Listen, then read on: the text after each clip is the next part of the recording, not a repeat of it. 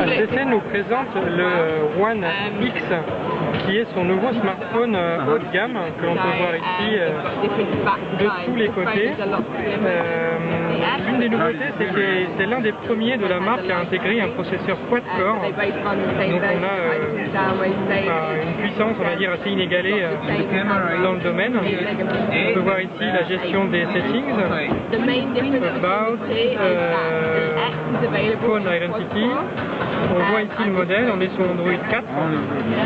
L'une des nouveautés du smartphone, c'est la gestion des images et des vidéos. C'est-à-dire que si on prend une image, on est censé aller beaucoup plus vite pour en prendre.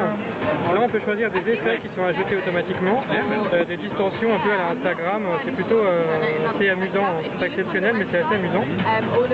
Là, je prends la photo. Elle est déjà automatiquement prise. C'est un peu l'une des forces d'Android 4.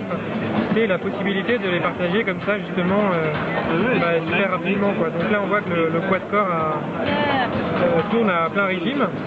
Hop, je reviens sur la page d'accueil. On voit ici les différents screens de HTC Sense en version 4, donc pour Android 4. Et ils ont modifié, tuné certains des menus. Donc là, je prends la gestion des répertoires. On peut ici ajouter des petits... C'est la même chose que ce que fait Google, mais avec des fonctionnalités en plus.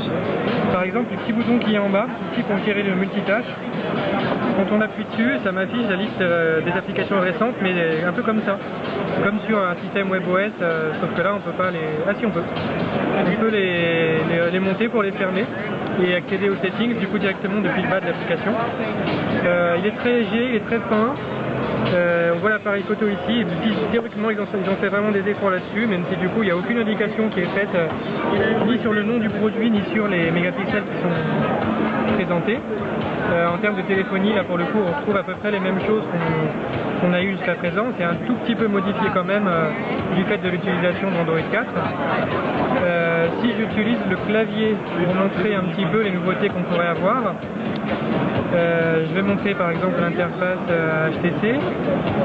Si jamais je compose un message, on voit ici le clavier virtuel qui est toujours aussi agréable à utiliser, et ça c'est toujours assez pratique. On peut choisir ici le clavier en français par exemple. Enfin, là on va le laisser activer.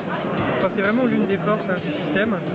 On voit la part des notifications qui a changé aussi légèrement. Le tout est vraiment plus vite. Là, le quad-core, on peut dire que c'est vraiment effet, hein, il n'y a rien à dire. Le lanceur d'applications, avec ici les petites personnalisations aussi apportées par le système, les applications fréquentes, les applications téléchargées, mais on retrouve la suite logicielle déjà présente dans les autres smartphones, avec notamment 7 Digital, donc les musiques à télécharger, Polaris pour les documents Office, hein, je vais y arriver.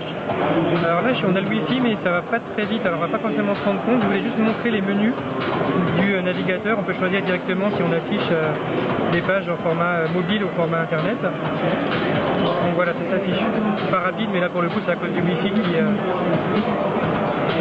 est un petit peu lent. On vient sur cette page là, on vient sur une page d'accueil, là on peut plus le faire ça par contre, avant on pouvait, mais là pour le coup c'est pas possible. Et on voit qu'en allant vraiment dans tous les menus, c'est vraiment rapide, alors qu'il y a pas mal d'applications qui sont lancées déjà en tâche de fond, donc ça veut dire qu'on pourrait vraiment aller encore plus vite si jamais on le voulait du coup. Et voilà, donc HTC One X, l'une des surprises du constructeur HTC.